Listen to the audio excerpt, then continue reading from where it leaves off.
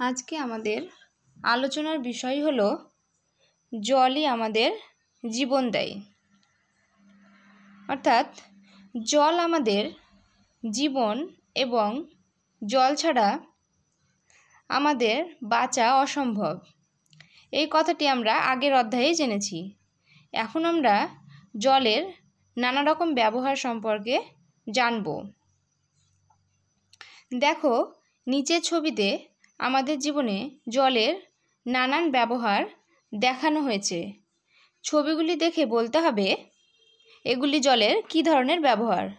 তাহলে দেখো, তোমরা নিচের ছবিতে দেখতে পাচ্ছ জলের কতগুলি ব্যবহার রয়েছে।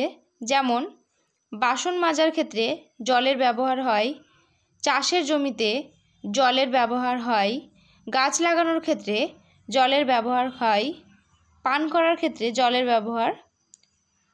এগুলো তোমরা দেখে বুঝতেই পারছো এগুলো জলের কী ধরনের ব্যবহার।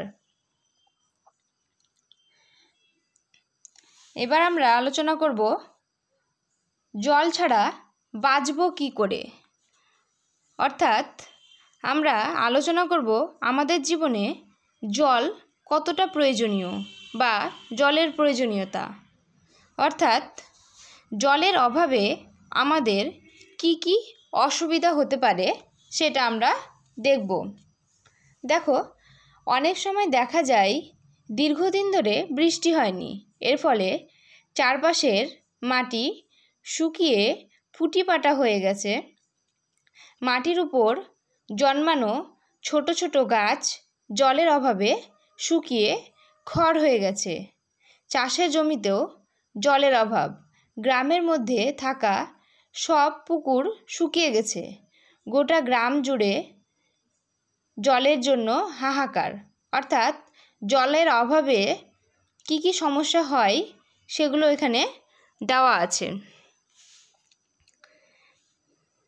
এরপর আমরা দেখো নিচের ছকটা দেখব। সেখানে দেওয়া আছে রোজকার জীবনে জলের ব্যবহার এবং ওই জল আমরা কোথা থেকে পাই সেটা আমরা ছকে দেখব। দেখো, লেখা আছে কি কি কাজে জল ব্যবহার করা হয় এবং ওই কাজের জন্য জল কোথা থেকে পাওয়া যায়। যেমন ধরো, প্রথমে আছে পান করতে, সেই জল কোথা থেকে পাওয়া যায়?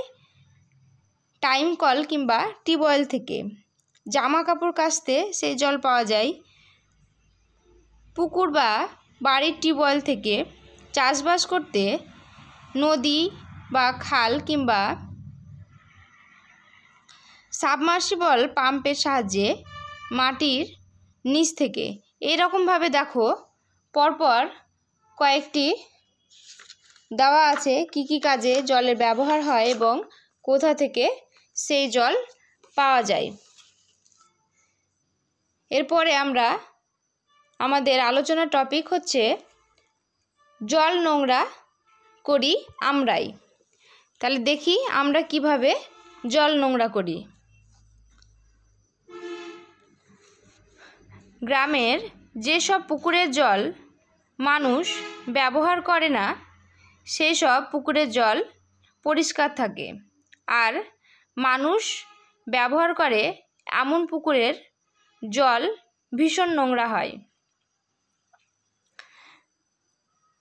আমরা পুকুরে বাসনপত্র মাজি, জামা কাপড় কাচি, গরু মোষ স্নান করাই, আবার নিজেরাও স্নান করি।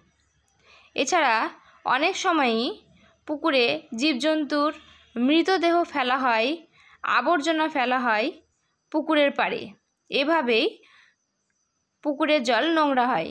তাহলে পুকুরের জল কিভাবে নোংরা হয়? মানুষই সেগুলো নোংরা করে। আর কেমনভাবে নোংরা করে সেটা আমরা দেখলাম।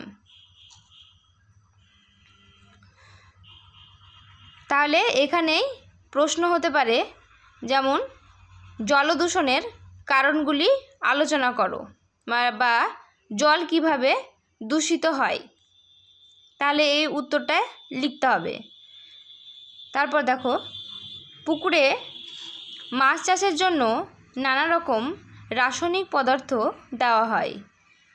যেসব প্রতিমা পুকুরে বিসর্জন দেওয়া হয় তাতে থাকে বিষাক্ত রাসায়নিক রং। এছাড়া চাষবাসের কাজে যেসব পোকামাকড় মারার বিষ ব্যবহার করা হয় সেগুলি মাটি ধুয়ে পুকুরে পড়ে পুকুরের জলে মিশে যায়। এভাবে মানুষ পুকুর, হ্রদ, খাল, দিঘি, নদ নদীর জল নোংরা করে, ফলে তা ব্যবহারের অযোগ্য হয়ে ওঠে।